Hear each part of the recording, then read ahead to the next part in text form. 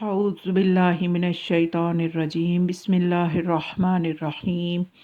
الحمد لله الذي جعلنا من المتمسكين بولاية علي أمير المؤمنين وأولاده الطاهرين الصلاة والسلام على سيدنا ونبينا أبي القاسم محمد صلی اللہ علیہ وآلہ وسلم۔ ایام فاطمیہ کے حوالے سے حدیث کسا کا میں نے انتخاب کیا تھا تاکہ اس کی حوالے سے ہماری لفظی اصلاح بھی ہو جائے اور اس کا ترجمہ اور اس کے اندر چھپے ہوئے جو خزانے ہیں، جو تربیتی نکات ہیں اور جو فضائل ہیں بی بی فاطمہ سلام اللہ علیہا کے اور پنجتن پاک علیہ السلام کے، ان سے بھی ہمیں آگاہی مل جائے۔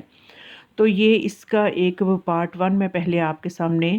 پیش کر چکی ہوں۔ آج ہم آگے سے لے کے چلیں گے کہ یہ حدیث قصہ آگے کیسے بڑھتی ہے۔ آگے بڑھنے سے پہلے میں اس کی سند کے بارے میں بتا چکی ہوں کہ یہ بہت ہی مستند حدیث ہے کہ جس میں کسی کو شک و شبہ نہیں ہے، کسی بھی مسلمان کو چاہے وہ کسی مسلک سے تعلق رکھتا ہو تو یہ حدیث قصہ کا انکار کوئی نہیں کر سکتا، اور یہ پنجتن پاک علیہ السلام کی شان میں نازل ہوئی ہے، اور یہ آیت تطہیر کا شان نزول ہے۔ یہ پورا واقعہ آیت تطہیر کا شان نزول ہے، اور یہ جو ہے حدیث قصہ کا واقعہ، یہ واقع مباہلہ سے کچھ پہلے ہوا، کیونکہ مباہلہ میں جانا تھا سچے لوگوں نے کہ جن کی طہارت کی گواہی اللہ نے دے دی، پھر انہی کو مباہلہ میں رسول خدا لے کر گئے۔ تو میدان کو فتح کرنے کے لیے ایک میٹنگز ہونا ضروری تھی۔ سمجھ لیجئے کہ یہ ایک خدا کی طرف سے اعلان کردہ میٹنگ تھی جو پنجتن پاک علیہ السلام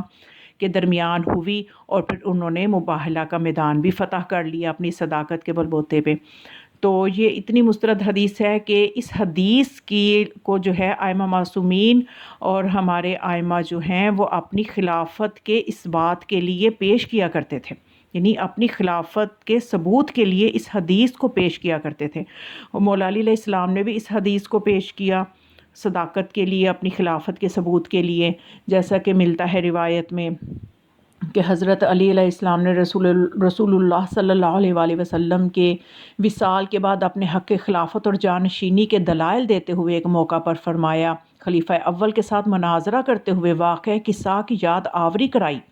اور فرمایا، کیا آیت تطہیر میرے اور میرے خاندان اور بیٹوں کی شان میں نازل ہوئی یا تمہارے خاندان کے حق میں؟ تو خلیفہ نے کہا، بے شک یہ آیت آپ ہی کے خاندان کے اور آپ کے لیے ہی نازل ہوئی۔ تو فرمایا، تمہیں خدا کی قسم دلاتا ہوں کہ کہہ دو کہ کیا اس دن رسول اللہ نے مجھے اور میرے خاندان کو بلوایا اور فرمایا کہ خداوندہ یہ میرے افراد ہیں خاندان کے جو تیری طرف کے راستے پر گامزن ہیں، نہ کہ دوزخ کی طرف لے جانے والے راستے پر۔ تو یہاں آپ کو بلوایا، یعنی آپ صلی اللہ علیہ وسلم نے کس کو بلایا تھا؟ یہ بتانے کے لیے کہ یہ میرے خاندان کے افراد ہیں جو جنت کے راستے کی طرف لے جانے والے ہیں۔ تو خلیفہ نے کہا کہ بے شک آپ ہی کے خاندان کو بلایا، آپ ہی کو بلایا اور آپ ہی کے بیٹوں کو بلایا تھا، یعنی اقرار کیا اس بات کا۔ اور پھر خلیفہ کے تعین کے لیے خلیفہ ثانی نے جب شورا تشکیل دی تو اس وقت بھی مولا علی علیہ السلام نے حکومت اور پیغمبر صلی اللہ علیہ وآلہ وسلم کی جانشینی کے سلسلے میں اپنے استحقاق کو ثابت کرنے کے لیے حدیث قصہ سے استفادہ کیا تھا اور اس کی سند کو بیان کیا تھا۔ اور ایک موقع پر صحابہ رسول ایک دوسرے پر فخر کیا کرتے تھے، تو آپس میں جب ایک دوسرے پہ فخر کر رہے تھے تو اس وقت بھی مولا علی نے اپنے اور اپنے خاندان کی فضیلت کا اظہار اسی حدیث کے ذریعے سے کیا تھا۔ تو یہ حدیث جو ہے اس کو معصومین بیان کرتے رہے ہیں، استدلال کے طور پہ حدیث قصہ کو پیش کرتے رہے ہیں۔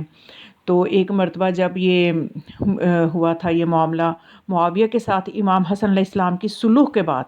معاویہ نے تقریر کی تو امام حسن علیہ السلام نے خطبہ دیا اور اہل بیت علیہ السلام کی شان میں آیت مباہلہ کا حوالہ دینے کے بعد اپنے اور اپنے اہل بیت کی فضیلت بیان کرنے کے لیے حدیث قصہ سے استدلال کیا تھا۔ یعنی مولا حسن علیہ السلام نے بھی اس سے اور دوسرے ائمہ بھی ہمارے اپنے اپنے دور میں اکثر وہ حدیث قصہ سے استفادہ کرتے تھے اور اس کو دلیل کے طور پہ پیش کیا کرتے تھے۔ تو اس طرح سے یعنی یہ جو ہے حدیث اس کے لیے یعنی یہ مستند ہے، یہ ائمہ معصومین اس کو اپنے حق کے ثبوت کے لیے پیش کیا کرتے تھے۔ تو آج ہم اس کو آگے لے کر چلتے ہیں کہ جس میں میں نے کل جو پہلی جو ویڈیو تھی اس میں یہ میں نے بتایا کہ جب رسول خدا داخل ہوتے ہیں تو وہ کہتے السلام علیک یا فاطمہ، اے فاطمہ آپ پہ سلام ہو۔ اب یہاں پہ دیکھیے کہ غور کرنے کی بات یہ ہے کہ رسول اکرم اپنی بیٹی کو کوئی لقب یعنی اس طرح سے نہیں کہ اے میری بیٹی یا اے میری لخت جگر، بس ایک نام لیتے یا فاطمہ، اے فاطمہ۔ یعنی یہاں سے پتہ چلا کہ اس میں فاطمہ کی طاقت کتنی ہے، اس میں فاطمہ کی برکت کتنی ہے۔ تو یہ اس میں فاطمہ یعنی بی بی کا نام فاطمہ کیوں رکھا گیا، اس کی 4 وجوہات ہیں جو میں نے ایک اور ویڈیو انہی دنوں میں یام فاطمیہ میں ہی اپلوڈ کی ہے، اس کو بھی آپ سنیں۔ تو اس میں نے 4 وجوہات بتائی ہیں کہ جناب سیدہ کا نام فاطمہ کیوں رکھا گیا تھا۔ تو اب آپ فرماتے ہیں یا فاطمہ، اے فاطمہ، تو بی بی بھی آگے سے علیک السلام یعنی سلام کا جواب دیتی ہیں۔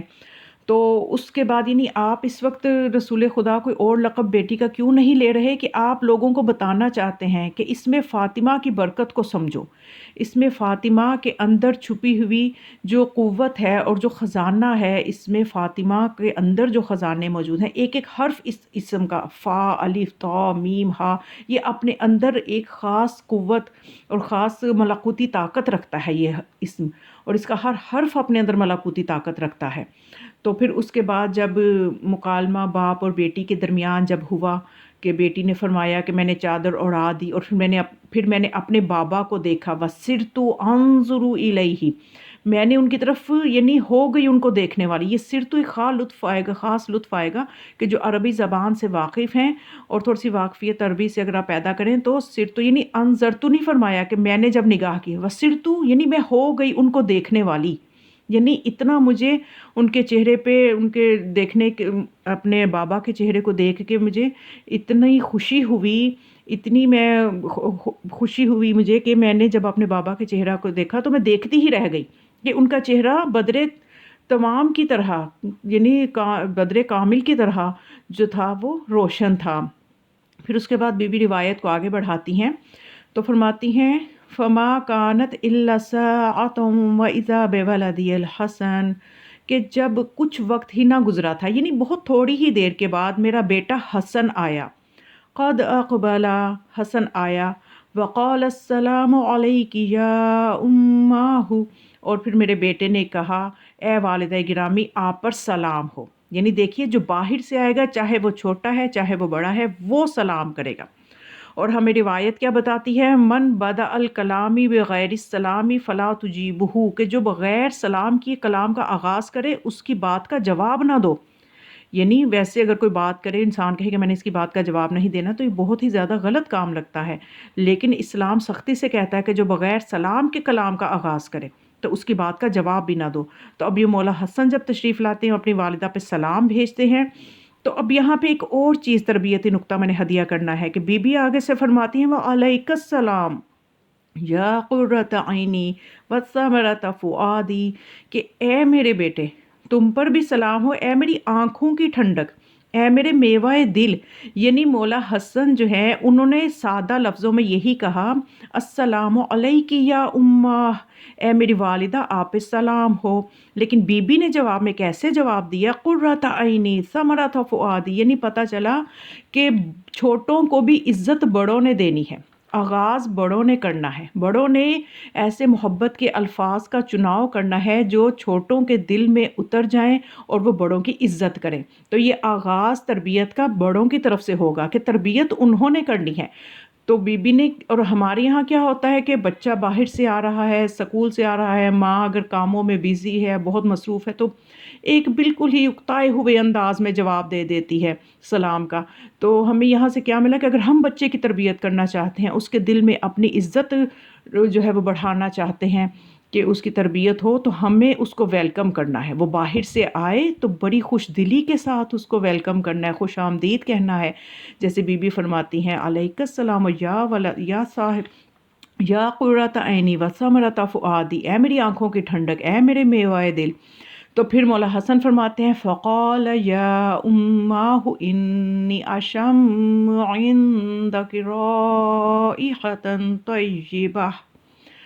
تو پھر مولا حسن فرماتے ہیں کہ اے میری اماں جان، کہ میں آپ کے پاس خوشبو محسوس کر رہا ہوں جیسے کوئی پاکیزہ خوشبو، کأنہا رائحۃ جدی رسول اللہ، کہ جیسے وہ میرے جد رسول اللہ صلی اللہ علیہ وآلہ وسلم کی خوشبو ہے۔ اب یہ مولا حسن علیہ السلام کی خوشبو بھی وہی خوشبو ہے جو رسول خدا کی خوشبو ہے، کیونکہ پنجتن پاک کی خوشبو ہی ایک ہی خوشبو تھی۔ روایات میں واقعات میں ملتا ہے کہ جب مدینے کی گلیوں سے پنجتن پاک میں سے کوئی بھی گزرتا تو مدینے کے لوگوں کو پتہ نہیں چلتا تھا کہ علی گزرے، کہ حسن گزرے، کہ حسین گزرے، یعنی ان کی خوشبو بھی ایک تھی۔ تبھی تو مولا حسن بھی فرما رہے ہیں کہ میں اپنے جد کی خوشبو کو محسوس کر رہا ہوں۔ تو پھر بی بی فرماتی ہیں فَقُلْتُ نَعَمْ إِنَّ جَدَّكَ تَحْتَ الْكِسَاءِ، کہ بے شک فَقُلْتُ میں نے کہا ہاں بے شک آپ کے جد بزرگوار زیر کساء ہیں، چادر کے نیچے ہیں۔ فَأَقْبَلَ الْحَسَنُ نَحْوَ الْكِسَاءِ، تو پس بڑھے، فَأَقْبَلَ پس بڑھے حسن نحو الکساء کساء کی طرف، فَقَالَ السَّلَامُ عَلَيْكَ يَا جَدَّاهِ، تو سلام کیا اپنے جد پہ۔ اب مولا حسن سلام کر رہے ہیں کیونکہ یہ باہر سے آئے ہیں، تو جو سلام کر اے میرے جد، آپ اے یا رسول اللہ، اے اللہ کے رسول، آپ پر سلام ہو۔ أَتَأْذَنُ لِي أَنْ أَدْخُلَ مَعَكَ تَحْتَ الْكِسَاءِ، کہ آتا اذانو، اب یہاں پہ آپ نے یہ بھی غور کرنا ہے کہ حمزہ کے اوپر ساکن ہے تو اس کو ایک جھٹکے سے ادا کرنا ہے، اور اس کی جگہ جو ہے وہ ہنسلی کی ہڈی جو سینے سے ملی ہوئی ہے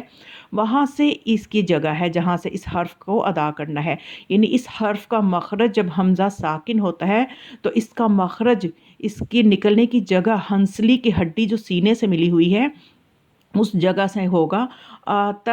آتَأْذَنُ، زا کا مخرج میں بتا چکی پہلے کہ سامنے والے جو چار دانت ہیں ان کے سروں پہ زبان کی نوک لگے، آہستگی کے ساتھ اس کا مخرج ہوگا، اور یہ زا کے مخرج سے مختلف ہوگا۔ یہ زال ہے، وہ زا ہوتی ہے اس کا مخرج اور ہے، یہ زال ہے، زال۔ أَتَأْذَنُ لِي أَنْ أَدْخُلَ مَعَكَ تَحْتَ الْكِسَاءِ، کہ آپ مجھے اجازت دیتے ہیں کہ میں آپ کے ساتھ کساء میں داخل ہو جاؤں۔ یعنی یہاں پہ بھی ہمیں ایک ادب نظر آیا، ایک تربیت کا پہلو نظر آیا، جناب سیدہ سلام اللہ علیہا کی تربیت کیسی تربیت ہے کہ آپ اجازت کساء جانے کے لیے بھی اجازت لے رہے ہیں۔ یعنی ہم اپنے گھر کے ماحول کو ذہن میں لائیں کہ اگر کوئی بزرگ ہیں، کوئی دادا ہیں، نانا ہیں، وہ اگر لحاف میں بیٹھے ہیں یا چارپائی پہ بیٹھے ہیں تو عموماً اجازت نہیں لی جاتی، لیکن ایک بڑے کا کتنا احترام پھر بچے کے دل میں آ جاتا ہے، جب بچے کو بھی اتنی محبت ملتی ہے بڑے کی طرف سے تو اتنا احترام آ جاتا ہے کہ زیر چادر ساتھ بیٹھنے کے لیے بھی، اپنے جد کے ساتھ بیٹھنے کے لیے بھی اجازت لے رہے ہیں کہ کیا آپ کی اجازت ہے کہ میں بھی آپ کے ساتھ جو ہے اس چادر میں آ جاؤں۔ فقال وعليك السلام یا ولدی ویا صاحب حوضی، تو پھر رسول خدا نے فرمایا، فقال فرمایا، وعلیک السلام، آپ پر بھی سلام ہو، یا ولدی اے میرے بیٹے۔ مولا حسن کو اپنے بیٹے کہہ رہے ہیں۔ مباہلہ میں دوسری سند ملی تھی، مباہلہ میں جب بیٹوں کے مقام پہ لے کے گئے تھے تو یہاں پہ پہلے جو ہے آیت تطہیر جب نازل ہوئی ہے تو اس وقت یہ آپ کو مقام مل چکا تھا مولا حسن علیہ السلام کو، مولا حسین علیہ السلام کو، کہ آپ نے فرمایا یا ولدی اے میرے بیٹے۔ یہ ایک بہت بڑی دلیل ہے کہ یہ فرزند رسول ہیں، حسن و حسین فرزندان رسول ہیں۔ وَيَا صَاحِبَ حَوْضِي، اور اے میرے حوض کوثر کے مالک، اے حوض کوثر کے مالک، قَدْ أَذِنْتُ لَكَ، بس میں نے آپ کو اجازت دی، فَدَخَلَ مَعَهُ تَحْتَ الْكِسَاءِ، تو پس داخل ہوئے حسن معہو یعنی اپنے جد کے ساتھ، تحت الکساء چادر کے نیچے۔ یہ بی بی پوری روایت بی بی کی زبان مبارک سے صادر ہو رہی ہے۔ فما كانت الا ساعة واذا بولدي الحسین، بی بی فرماتی ہے بھی کچھ دیر نہ گزری تھی کہ میرا بیٹا حسین آ گیا۔ قد اقبل وقال السلام عليك يا اماه فقلت وعليك السلام، تو اسی طرح سے مولا حسین علیہ السلام نے بھی دیکھیے سیرت ایک ہے۔ اب اس میں ہمیں یہ بھی پتہ چلا کہ پنجتن پاک کی سیرت ایک ہے۔ یہاں پہ بھی مولا حسین بھی جب داخل ہو رہے ہیں تو وہی سلام کر رہے ہیں۔ جب انہوں نے بھی سلام کیا تو بی بی نے، انہوں نے بھی جب اپنی والدہ کو سلام کیا، السلام علیک یا اماہ، تو بی بی فرماتی ہیں فقلتو، تو میں نے کہا، وعلیک السلام، آپ پر بھی سلام ہو، یا ولدی ویا قرۃ عینی وثمرۃ فؤادی، کہ اے میرے بیٹے، اے میری آنکھوں کی ٹھنڈک، اے میرے میوہ دل، آپ پر بھی میرا سلام ہو۔ یعنی اسی طرح سے جیسے مولا حسن علیہ السلام کو بی بی ویلکم کر رہی ہیں، اسی طرح سے مولا حسین علیہ السلام کو بھی ویلکم کر رہی ہیں، اور بی بی فرماتی ہیں کہ آپ پر بھی سلام ہو، اے میرے فرزند، اے میری آنکھوں کی ٹھنڈک، اے میرے میوائے دل۔ تو یہاں پر دیکھیے ثمرۃ، سا کا مخرج بھی میں نے آپ کو بتایا کہ جو زال کا ہے کہ زبان کی نوک اوپر نیچے والے سامنے کے 4 دانتوں کے سروں پہ زبان کی نوک لگے، تو زال سا، یہ دونوں مخرج وہیں سے، یہ دونوں حروف کے مخرج وہی جگہ ہے، ان کو وہیں سے ہی ادا کرنا ہے۔ ثمرۃ فؤادی، اب یہاں پہ فؤادی پہ غور کرنا ہے کہ یہاں پہ عموماً میں نے سنا کہ حدیث کے ساتھ جب پڑھی جا رہی ہو تو اس کو فوادی پڑھ رہے ہوتے ہیں، تو واو کو ادا نہیں کرنا بلکہ حمزہ پہ جو زبر ہے اس کو ادا کرنا ہے، فؤادی، ثمرۃ فؤادی۔ اور پھر اس کے بعد فقال لی یا اماہ، بی بی فرماتی ہیں کہ میرے بیٹے حسین نے بھی میرے سے وہی سوال کیا، فقال لی، پس مجھ سے کہا، یا اماہ، اے والدہ گرامی، انی اشم عندک رائحۃ طیبہ، کہ میں آپ کے پاس ایک پاکیزہ خوشبو سونگھ رہا ہوں، کأنہ رائحۃ جدی رسول اللہ، کہ جیسے وہ میرے جد رسول اللہ کی خوشبو ہے۔ فقلت، تو بی بی فرماتی ہے میں نے کہا، نعم، ہاں، ان جدک باخاک تحت الکساء، کہ بے شک آپ کے جد اور آپ کے بھائی دونوں زیر چادر ہیں، کساء کے نیچے ہیں۔ فادن الحسین، پس بڑھے حسین، نحو الکساء، کساء کی طرف، چادر کی طرف وہ بھی بڑھے۔ وقال السلام علیک، اور فرمایا السلام علیک یا جدہ، اے میرے جد بزرگوار، آپ پر سلام ہو۔ تو پھر اس کے بعد صرف اتنا نہیں، مولا حسین علیہ السلام، یہ تھوڑا سا فرق دیکھیے، مولا حسن علیہ السلام جب آتے ہیں تو وہ یہ سلام کرتے ہیں، وعلیک السلام یا جدہ، یعنی آپ پر سلام ہو، یا رسول اللہ، اے اللہ کے رسول، وہ اللہ کے رسول فرماتے ہیں، اور مولا حسین کیا فرماتے ہیں کہ آپ پر میرا سلام ہو، اے میرے جد، السلام علیک یا من اختارہ اللہ، کہ جس کو اللہ نے چن لیا۔ یعنی دونوں بھائی کتنی محبت سے القابات کے ساتھ اپنے نانا کو سلام کر رہے ہیں۔ وقال السلام علیک یا من اختارہ اللہ، کہ جس کو اللہ نے چن لیا۔ اتاذن لی، کیا آپ مجھے اجازت دیتے ہیں، ان ادخل معکما تحت الکساء، کہ میں بھی آپ دونوں کے ساتھ اس چادر کے نیچے آ جاؤں، میں بھی آپ کے ساتھ بیٹھ جاؤں۔ فقال، تو پس فرمایا رسول خدا نے، وعلیک السلام، آپ پر سلام ہو، یا ولدی، اے میرے بیٹے، مولا حسن کو بھی فرمایا اے میرے بیٹے، تو مولا حسین کو بھی فرمایا اے میرے فرزند، اے میرے بیٹے، یا شافع امتی۔ اب دیکھیے یہاں فرق جو میں آپ کو ایک فضائلی اعتبار سے جو چیز ہدیہ کرنا چاہتی ہوں، کہ جب مولا حسن علیہ السلام آئے تو ان کے لیے فرمایا کہ یا ولدی و یا صاحب حوضی، کہ اے میرے بیٹے، اے حوض کوثر کے مالک، لیکن مولا حسین علیہ السلام کے لیے فرمایا کہ یا ولدی، اے میرے بیٹے، میری امت کی شفاعت کروانے والے بیٹے۔